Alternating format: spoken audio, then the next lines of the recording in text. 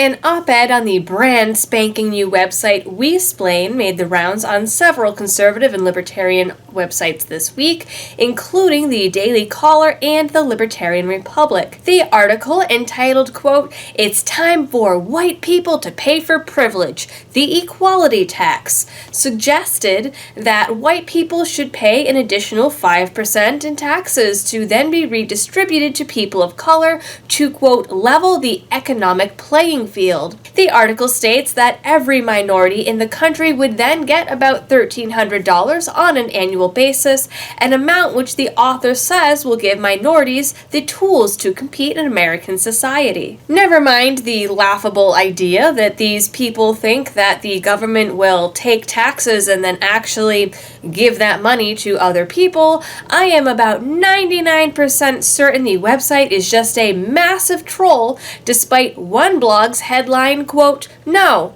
this isn't satire, and yes, these people really think this way." Wesplain only went up about February 24th, has a tongue smiley face on its logo, includes other such wonderful pieces as "Suicide, the only way to truly escape privilege," and "How About Dat Girl inspired me as a feminist." For me, though, the real moment of truth was in the article "When a Kiss Isn't So Simple, How I Was Raped by a Kiss." The article recounts a woman meeting a man from the internet on a first date and holds the gem, quote, "He opted to put my jacket on for me as if obesity precludes one from clothing themselves."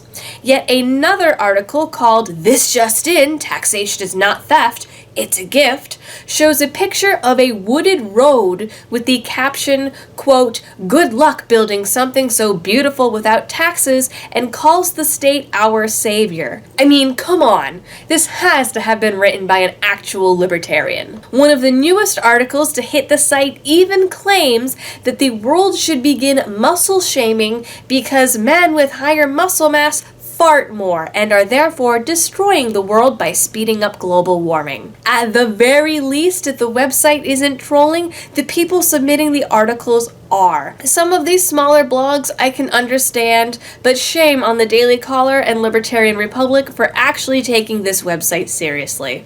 Speaking of trolling, on Wednesday, a Mexican congressman jumped the border fence to prove how ridiculous he thinks the wall is and took photos and videos of himself atop the 30-foot fence that separates Tijuana from the U.S. He posted the photos and videos to social media, telling his audience that it is proof of how, quote, "unnecessary and totally absurd the wall is." More business owners are being forced to provide services to gay couples or pay up. Two Oregon bakers who, in a case that started 4 years ago, were told they needed to pay $135,000 to a gay couple after refusing to bake their cake, attempted to appeal the decision on Thursday. Their argument is that the courts broke federal law by ordering the payment and that the state violated their rights to free speech, religious freedom, and due process. So far, a handful of bakeries and florists have seen legal action due to refusing service to gay couples, with courts finding them all in violation of anti-discrimination laws. Some government officials just never learn,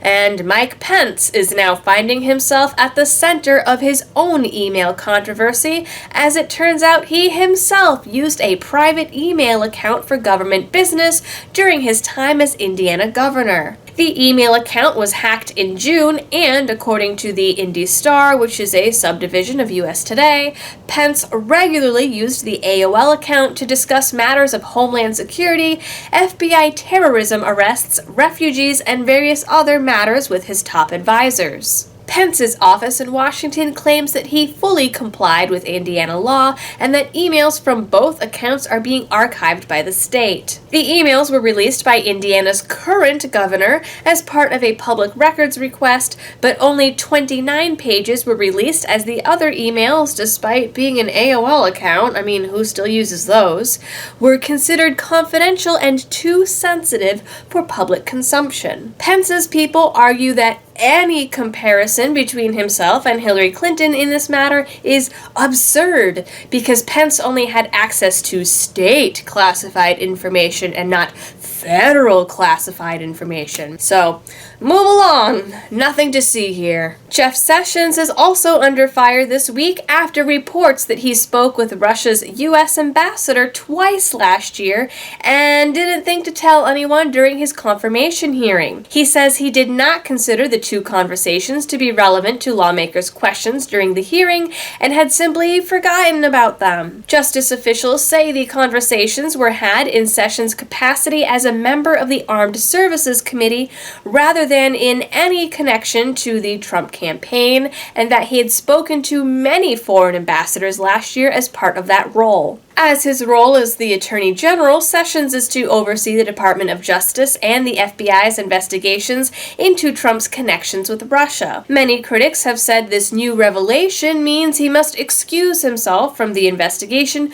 due to conflict of interest, with some going so far as to call for his resignation, a la Michael Flynn. Sound familiar? Indeed, Sessions did announce that he would not be involved in any investigations related to the election, stating it was not due to these revelations, but due to his role in the campaign. A Pennsylvania YMCA has decided to stop showing the news in the gym because too many people are getting upset and fights are breaking out on the treadmills. The decision to stop showing the news was reached after other gym goers complained that they were frightened of other members arguing, especially after people had to step in to prevent the fights from actually getting physical. But because people can't stop fighting over Trump and Hillary, now the Scranton Y is literally airing the Weather Channel and ESPN and nothing else. Otherwise, it was a relatively slow week in the news, as one of the top stories earlier this week was the revelation that Donald Trump eats his steak well done with ketchup. Twitter and the Huffington Post were absolutely outraged. And under the HuffPost's article, other suggested reads include Why It Matters What Trump Eats and Donald Trump Eats KFC with a Fork and a Knife Like a True Maniac. Slate suggests that Trump's meal preferences make him not a real man, and that Washington Post somehow turned Trump's steak into a 15-paragraph article. His meal even went overseas to feature in the Telegraph. The News, ladies and gentlemen, clearly reporting what counts. Meanwhile, a New York airport was found to not actually have access to the no-fly list and was therefore unable to screen passengers for an unknown period of time. The airport was forced to, at one point, use another neighboring airport to conduct background checks of their passengers. The airport then found itself under investigation by the TSA at least 15 times, and still, no one thought to give them a list or really any news media coverage. Researchers are now saying they've developed a system for predicting terrorist behavior before it actually happens with over 90% accuracy, and despite a large amount of dystopian fiction delving into how this can go very, very wrong, no one cares.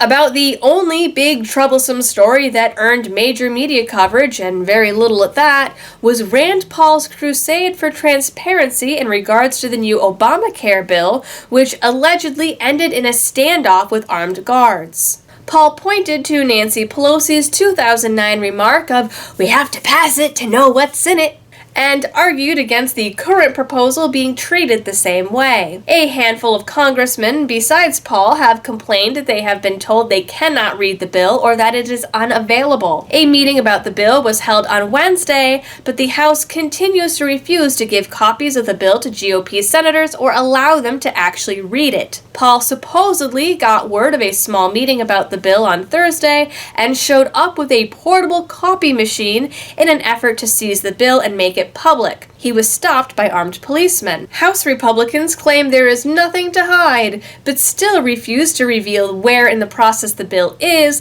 and are not allowing certain congressmen to read it, despite the fact that they're expected to vote on it later this month. Opposition from just 3 Republican senators would tank the new bill completely, which is thought to be the motivation behind keeping it secret. Rumors surrounding the new bill state that much of Obamacare will be kept the same and will just be renamed.